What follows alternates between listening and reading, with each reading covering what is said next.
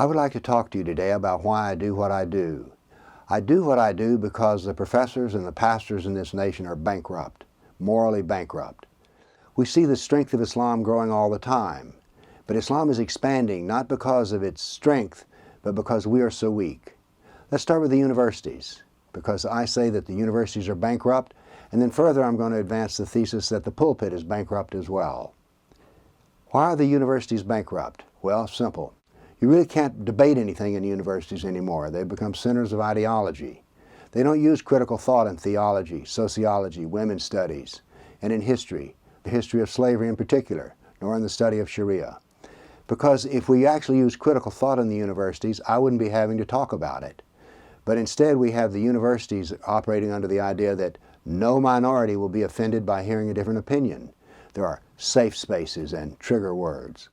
Well, if we're to study, for instance, the true history of slavery, we'll discover that Islam played an important role in it. But no, that would offend somebody, so that slave history is not taught. The history of the Islamic Empire is told as a golden age where everything is just wonderful and delightful.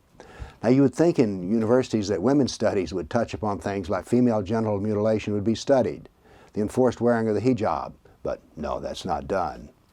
Not in women's studies in the universities, at least.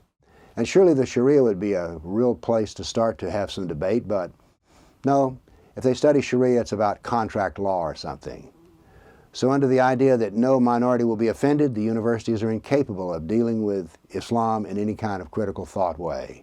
I condemn the pulpits because they refuse to support the persecuted religious minorities throughout the Islamic world, including Christians, who are the most persecuted group of people in the world. Now it turns out, I'll mention a word here, Scripture. Scripture commands Christians to protect other Christians under persecution. But what do we have in America? Well, I'll tell you what we have in America. The churches say, send us the Syrian refugees. Those persecuted Christians, we don't even talk about them.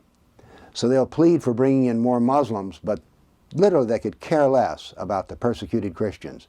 It's not a subject that anybody wants to discuss. So the scriptural commands, doesn't matter, because there's a politically correct world that the minister lives in, and that's his gospel. The churches are weak because pastors do not preach dawah. Now dawah is the method by which Muslims convert Christians. But don't you see how that dawah needs to be taught in the churches so that the young Christians will not be converted because they'll know all the moves the Muslims putting on them? But no, pastors won't do that. Do the pastors teach about what a Sharia marriage means, such that if a Christian sister in the church marries a Muslim, that they'll have Muslim children, and what will happen in a divorce? No, the ministers don't do that. The deadly fusion between the Christianity and the universities is in the Christian schools. For instance, they don't teach the history of the persecuted church. They don't teach how to debate about Islam. They don't teach how to convert Muslims. You have schools that are church schools that prepare missionaries to go to Africa, but without any clue on how to use Islam to convert Muslims. This is wrong. This is bankrupt. So the religious universities and the secular universities all teach in a way that no Muslim is offended. The professors are bankrupt because they don't use critical thought, and the pastors are bankrupt because they render unto Caesar that which is Caesar's, and they render unto Caesar that which is God's. But let me tell you this, if the professors and the pastors could do their job, I could retire and go back to the wood shop. But instead I'm sitting here making more videos because the pastors are bankrupt and the professors are bankrupt. And we're in a tragic state because of it.